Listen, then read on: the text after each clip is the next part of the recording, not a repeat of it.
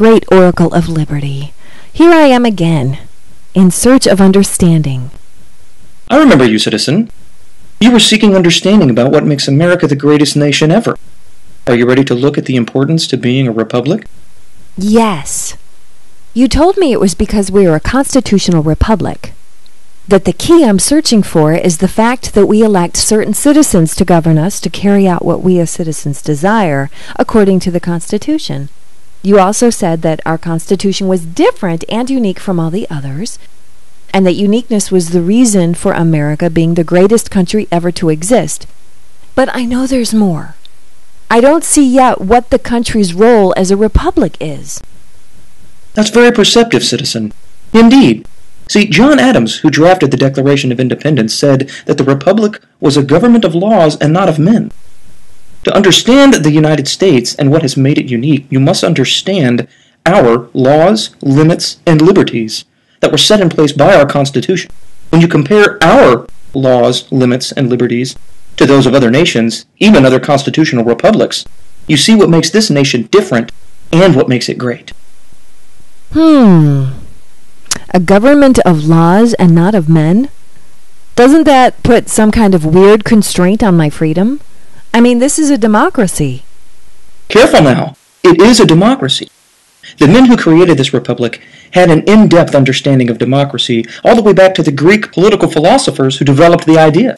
First, you must understand and grasp the difference between a pure democracy and a representative democracy. A pure democracy would be government in accord with the majority vote of all the citizens. What many do not understand, and I do mean many, is that our founders had no intention of establishing a pure democracy. Why? Because in a pure democracy, every law would have to be voted on and represent the will of more than half the citizens. And our founders knew that. Even if that was physically possible, which it probably isn't, such a government could not be trusted to make informed moral decisions. For example, John Adams negatively referred to such a democracy as the tyranny of the majority. Again, our founders knew that such a government could not be trusted to make informed moral decisions. So they forged a democracy in which citizens would elect representatives whom they trusted to conduct government on their behalf in an informed and moral manner. The Declaration of Independence presents an excellent example of what the founders expected from our representative form of democracy. They wrote, "We hold these truths to be self-evident that all men are created equal, that they are endowed by their Creator with certain unalienable rights, that among these are life, liberty, and the pursuit of happiness."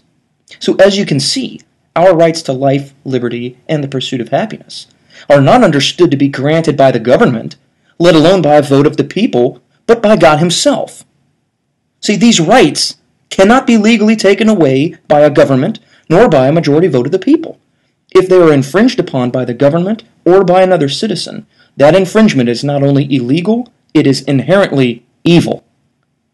The uniqueness of America is that it was based squarely on such beliefs in order to forge a government which could operate in harmony with the divine will of God. But Oracle, everyone knows our founders went out of their way to separate the state from the church. Well, I can see we have a lot to talk about, citizen.